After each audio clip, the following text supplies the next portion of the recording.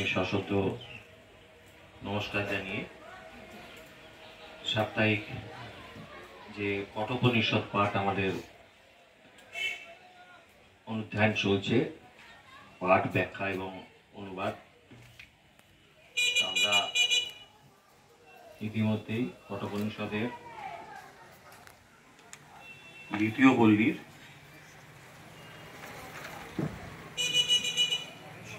5টি মন্ত্র পাঠ করেছি এবং তার ব্যাখ্যা এবং অনুবাদ করার চেষ্টা করেছি। আজকে আমরা 6 নম্বর মন্ত্র পাঠ করব। শুরুতেই শান্তি মন্ত্র, যাদের কাছে বই আছে একসাথে তারা পড়তে পারে।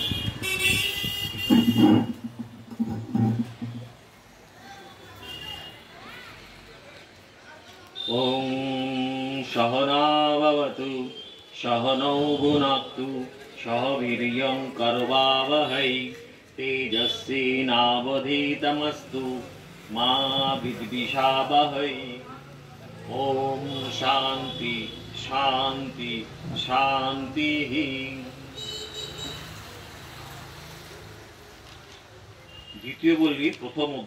দ্বিতীয় অধ্যায়ের প্রথম বল্লী আমরা পাঠ করছি, যেখানে আমাদের যে ব্রহ্ম সকলের মধ্যে অবস্থান করছে সেটা জেনেও আমরা সকলে সেটা কেন বুঝতে পারি না। কিছু কিছু মানুষ তাদের সূক্ষ্ম বুদ্ধির দ্বারাই একমাত্র সেটিকে অনুভব করতে পারেন বা উপলব্ধি করতে পারেন।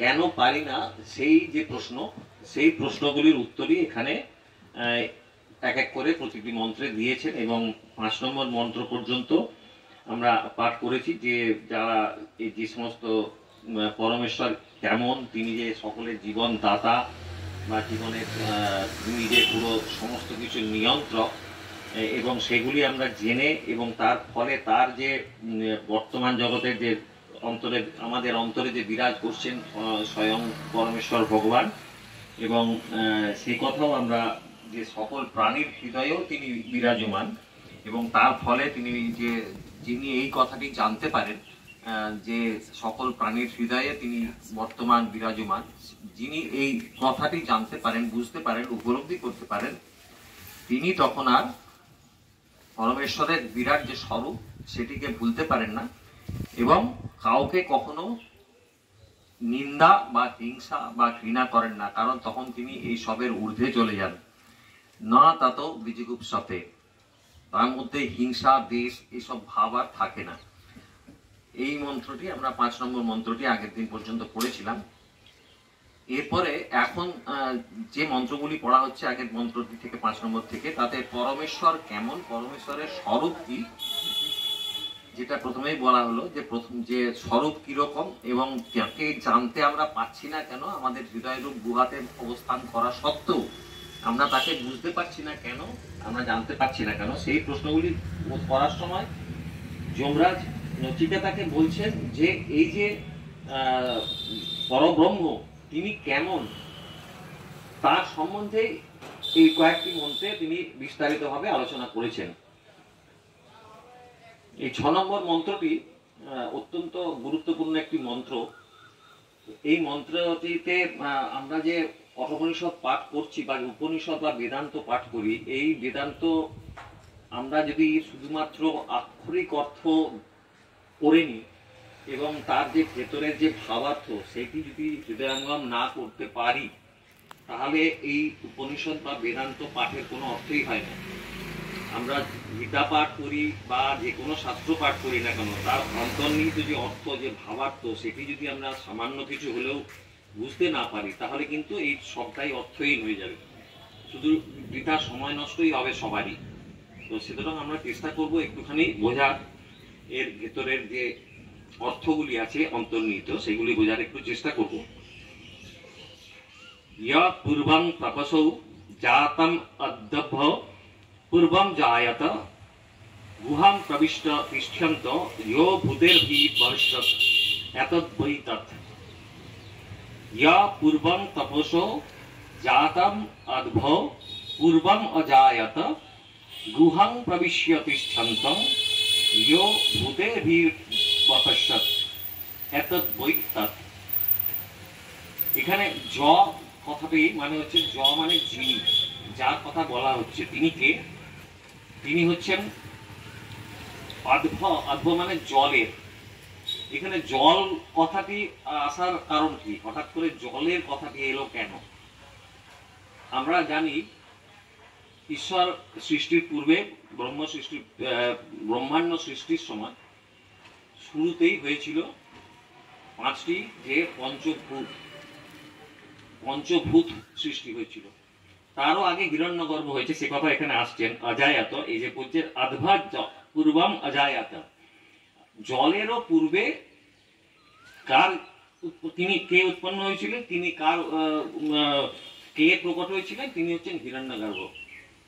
এবং এই জলের পূর্বে, জল মানে হচ্ছে এখানে শুধু জল নয়, জল ইত্যাদি যে সমস্ত পঞ্চভূত যেগুলি আছে, পৃথিবী, আপ, তেজ, মরুদ, বোম, এই যে পাঁচটি আমাদের যে পঞ্চভূত বলা হয় যাদেরকে, তাদের যে উৎপত্তি, তারও আগে হিরণ্যগর্ভের উৎপত্তি, অজায়াত হিরণ্যগর্ভের প্রকট হয়েছিলেন। এখানে সেই কথাই বলছিলেন। এবং তাম সেই পূর্বম সর্বপ্রথমে তপসা জাতম, তপস্যা থেকে উৎপন্ন, যে তপস্যা থেকে উৎপন্ন যিনি হয়েছিলেন। তপস্যা মানে কার তপস্যা? নিজের তপস্যা। ব্রহ্ম শুরুর পরে তিনি ঠিক করলেন যে আমি এক থেকে বহু হব, এবং সেই এক থেকে বহু হবার জন্য তিনি করলেন, তার থেকে উৎপন্ন হলো হিরণ্যগর্ভ বা ঈশ্বর, বা যাকে বলা হয় সূত্রাত্মা, যাকে আমরা পূর্বজাতও বলে থাকি। প্রজাপতি ব্রহ্মা, তার থেকে প্রথম উৎপত্তি হয়, এবং তারপরে হয় পঞ্চভূত, পৃথিবী, অপ, তেজ, মরুদ, বোম। এই অর্ধ হচ্ছে সেই তারই জল ইত্যাদি সমস্ত ভূত, পঞ্চভূতকে নিয়ে বলা হচ্ছে অর্ধ। তাদের আগে উৎপত্তি হয়েছে হিরণ্যগর্ভের। সেই কথাই এখানে বলছে, হিরণ্যগর্ভ মানে ভগবান, যিনি ঈশ্বর, বা যাকে বলা হচ্ছে পূর্বজাত। এবং সেই বলছেন তাম সেই পূর্বম সর্বপ্রথমে, তারপর তিনি কিভাবে, তার উৎপত্তি কিভাবে হয়েছিল? তার উৎপত্তি হয়েছিল যে জ্ঞান স্বরূপ ব্রহ্ম হইতেই।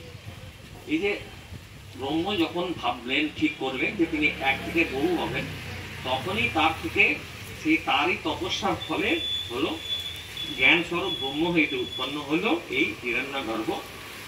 এবং তারপরে হিরণ্যগর্ভ থেকেই এই যে পঞ্চভূত, তার উৎপত্তি হলো। এবং সেই হিরণ্যগর্ভ কোথায় আছেন? গুহাম প্রবিশ্য ভূতেশী সহ তিষ্ঠন্তাম। গুহাম প্রবিষ্ট, আমাদের হৃদয়রূপ গুহাতে তিনি অবস্থান করছেন, এবং সমস্ত ভূতেরই সহ জীবাত্মা সমূহ সেখানে অবস্থান করছেন, এবং ইন্দ্রিয় সমূহের সাথে, দেহ ইন্দ্রিয়াদির সাথে, জীবাত্মা সমূহের সাথে তিনি অবস্থান করছেন। এই রূপটি, এই বোধটি যিনি বুঝতে পারেন, সেই কথা এখানে বলছেন। হৃদয় গুহাম প্রবিশ্য ভূতেহি সহ জীবাত্মা সমূহের সঙ্গে পরমেশ্বর অবস্থান করছেন। এই যে তিষ্ঠতাম, অবস্থানকারী ব্রহ্মকে যে পুরুষ বাপাসাত, বাপাসাত মানে দেখেন, ব্যাপাসাত মানে অসৎ মানে দেখা, আর বাপাসাত মানে হচ্ছে বিশেষ রূপে দেখা। এই বিশেষ রূপে দেখার অর্থ হচ্ছে সাধারণ ইন্দ্রিয় দিয়ে এই দেখাটি নয়। সাধারণভাবে আমরা যে চোখে দেখি যে কোনো জিনিস, এই দেখা কিন্তু সেই দেখা নয়, আমাদের ইন্দ্রিয় দ্বারা এই দেখা যায় না। সুতরাং তাকেই বলছেন বাপাসাত, বা বিশেষভাবে পাশ্চাত।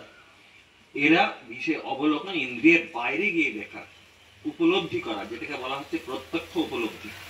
সেই উপলব্ধি যিনি করতে পারেন, যিনি করতে পারেন, যার কথাই বলা হচ্ছে যে এই যে গুহায়, গুহা হৃদয় রূপ গুহায় যিনি পরমেশ্বরের সাথে অবস্থান করছেন, সেই উপলব্ধিটি যিনি করতে পারেন, যে সাধক উপলব্ধি করতে পারেন, বা যিনি যেভাবে দেখেন, তিনি যেখানে বপস্বাদ করার অর্থ দেখা মানে অবলোকন করা, বুঝতে পারা, উপলব্ধি করা। এতদ বৈ তৎ, ইনি সেই পরমাত্মা, তুমি যার কথা জিজ্ঞেস করছো। যমরাজ নচিকেতাকে বলছেন যে তুমি যে ব্রহ্মের কথা জিজ্ঞেস করছো, তিনি কে?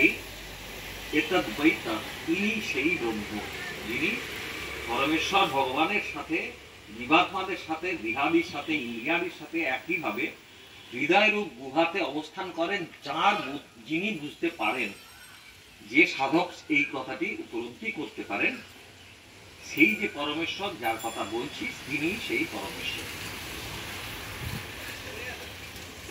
ব্যাখ্যা হলো, যিনি জল দ্বারা উপলক্ষিত 5 মহাভূতেরও পূর্বে হিরণ্যগর্ভ ব্রহ্মা রূপে প্রকটিত হয়েছিলেন। এখানে ব্রহ্মা মানে ব্রহ্মা হচ্ছে চতুর্ভুজ, চতুর্মুখী ব্রহ্মা যাকে বলা হয়, বা ঈশ্বর বা সূত্রাত্মা। এই ব্রহ্মা কিন্তু ব্রহ্ম নয়।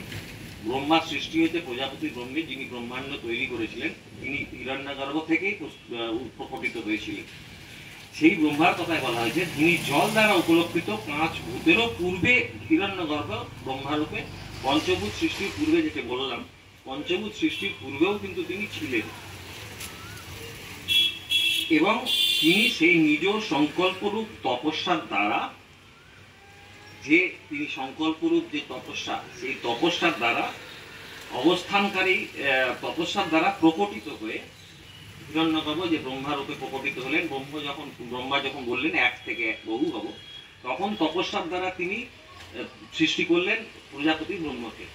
সেই প্রজাপতি ব্রহ্মার সাথে প্রকটিত হওয়ার পর এই হিরণ্যগর্ভ সকল প্রাণীদের হৃদয়রূপ গুহায় অবস্থান করছেন, সে কথাই এখানে বলছেন। এবং সেই অবস্থানকারী পরমেশ্বরকে যিনি এইভাবে বোঝেন, কিভাবে বোঝেন, বুঝতে হয় কিভাবে, সকলের হৃদয়ে অবস্থিত, সকলের অন্তর্যামী পরম পুরুষ একই। এই যে উপলব্ধি, সেই উপলব্ধিটি এই সমগ্র জগৎ তারই মহিমা প্রকাশ করছে। যিনি এইভাবে দেখতে পারেন, এই দৃষ্টিভঙ্গিতে যিনি দেখতে পারেন, তাকেই বলা হচ্ছে, এটি হচ্ছে যথার্থভাবে বোঝা। এবং সর্বদা সকলের হৃদয়ে অবস্থানকারী এই যে যার কথা হচ্ছে ব্রহ্ম, তিনি হচ্ছেন তোমার জিজ্ঞাসা সেই পরব্রহ্ম পরমেশ্বর। নমস্কার।